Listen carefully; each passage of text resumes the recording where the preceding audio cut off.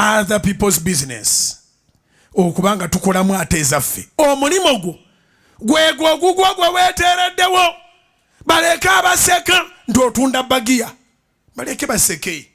Ate bwamala okuteeka amannya okungulu gawoza mpaako ndieko.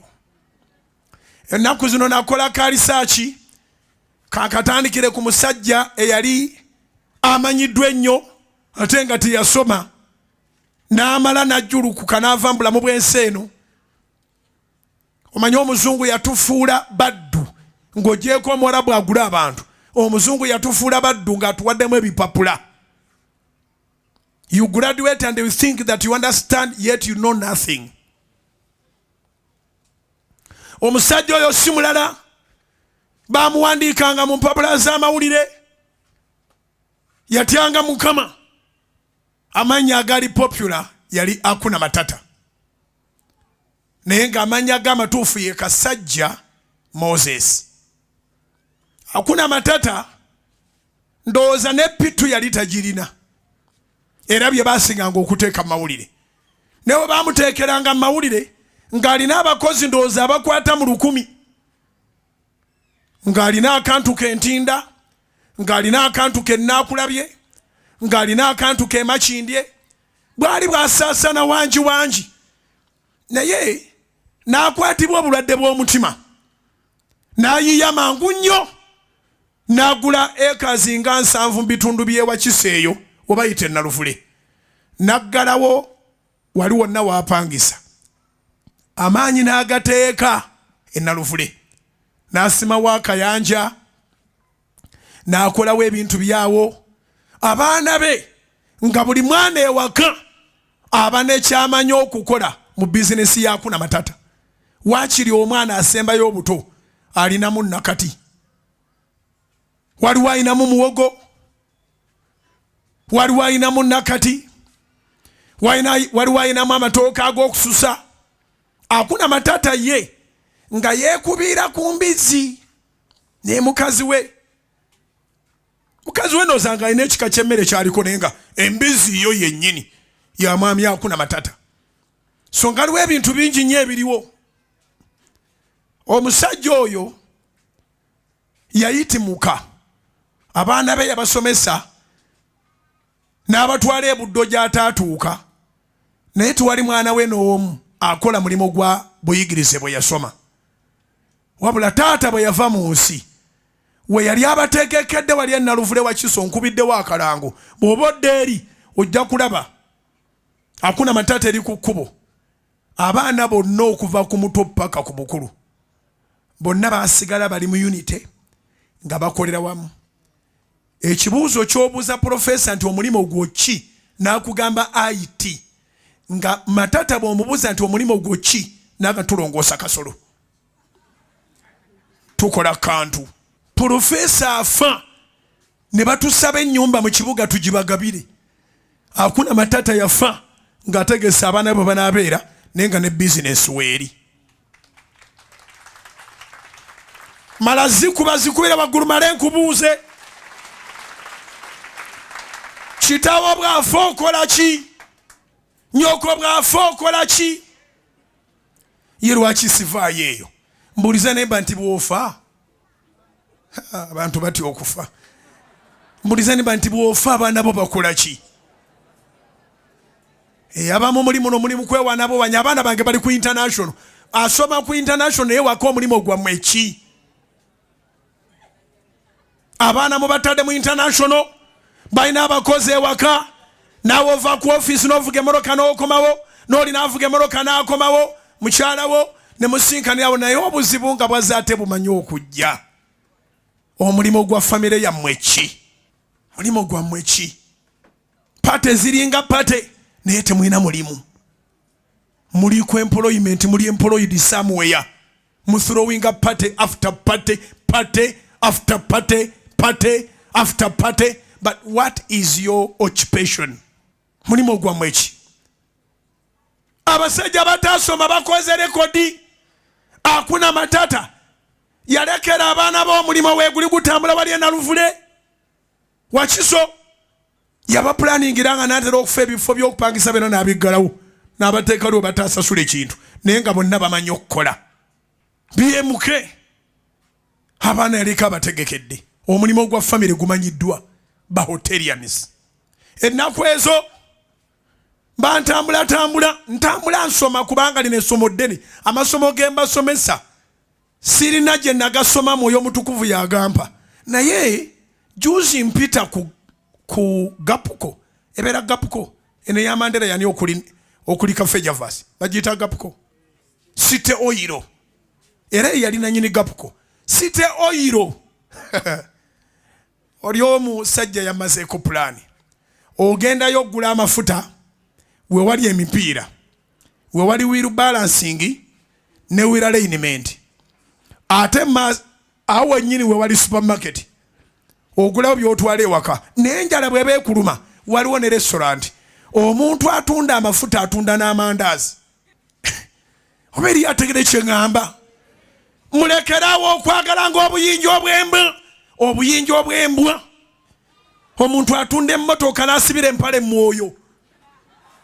N'omukyala naye n'asanyuka. Omwami wange atunda mmotoka. Obeera n'omwami wo nga ye DPC. N'obeera awo ng'olera ngalo. Siika sumbuusa. Tunda juisi. Baako ebintu by'okola awo bye bajerega. Omuwala oli gwe mulaba ali wali. Yapangisa busukka kikomera kyaffe. Kubanga n'omunda n'abagamba tuwali bizinensi ekolerwawo. Tutuulawo butuuzi na kusinzizaawo lino ttaka lya Mukama. Wabula bwe tuli batuorganize nga tuzimbye Pentagon. Mwalaba waliwo akafo ka restaurant eri organized. Ngera ekifo ekinene kuba tugenda kukola kibuga kiramba wano. Naye omuwala oli ali eri. Bamuyita Rose. Yali mu worship team wano. N'abuliranga nga mbuulira enjiri najja nantuukirira. N'angamba naye Musumba.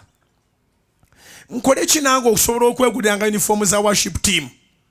Lwaki tompa n'enteeka kuno ka restaurant oba aka kiosk ne mugamba kulina ettaka tekisoboka. Genda onoonye eri ebbalibbali awali abalala gye baateeka lino lyo lya Yesu. N'angamba siina kye nasoma naye njagala kwetandikira mulimu. Ngenda okuddamu okwetegereza nga yatuukiridde neyiba n'apangisa eringo agenda okusula mu muzigo. Mulyango ogutunudde eri. N'ateesa ne neyiba ne babotola eno bagulira ku kikomera kyaffe. Baba limbalengeri. Tagwesa bakasitoma ne bemandi mu kubulira njiri. Rose wawa no mu worship team. Yapangisa ku neyiba ng'alinga agenda okusula mu muzigo ogutunudde eri. Ne babotola ekisenge gye ne badateeka ekitanda. N'atunuza eno n'alabanga eno kisoboka okuba ng'aguza abali eno. Kaakati no mpuliriza. Yabadde ampa ku bujulizi jjo. Atabula omunaanansi si mwenge. Ate mwe mugunywayo mukimanyi ndi si mwenge. Bameeka abali banywedde ku munaanansi gwa Rose. Basi bakasoma be batudde wano. Asinga kubonaabona mu biseera bya kisiibo naye bwe kitaba kisiibo mugunywa bambi. Kale munywa omunaanansi. Kati yavudde wali najja nampa obujulizi jjo. Mwaka akantu ke yakozesa obwongo. N'apangisa akazigo ka rent. N'akabotola mu kisenge gye yanditadde ekitanda. N'abanga alengerayo eno nga naffe tumulengera. Wali kati atundira mu nju ye. Mwabagula mwe muyimirire era bo buli obwana bukunukiriza obufuna kye weerimpako n'ogula kwali mu nju ye sayidi eri.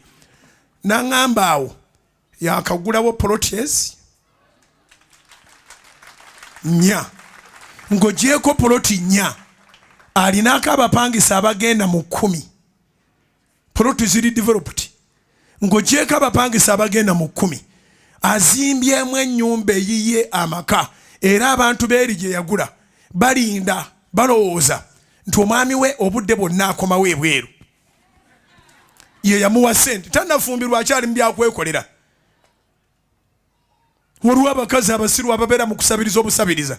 Ne wabawo n'abaga nja kukola ezange. Ate bw'oba oyagala kumpa sondaga by'olina. Si bye bano bino ebyekireeraleera ebyo ebyenga byonna bibyo nga tanakyaleese. Olayira okufa kwe kuli babukanya akutugira bwereere yakusanga n'amayumba go. Bw'abajja ng'ayagala mufumbiriganwe mukiwandiikira ddala ebintu byonsanze nabyo byonna tukuli kikyo abapangisa twolira ndiroodi waabwe. Can I hear some amen? Nkazi nsajja. Can I hear some amen?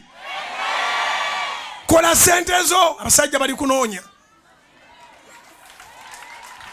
Anyway, Rosie yampadde obujulizi naye abaamulaba wano ng'atandika nga bonna balaba omuwala omuto omulungi naye atalina bulungi magezi. Agenza okutunda omunanaasi agukamulira awo agufumbira awo nga mulaba.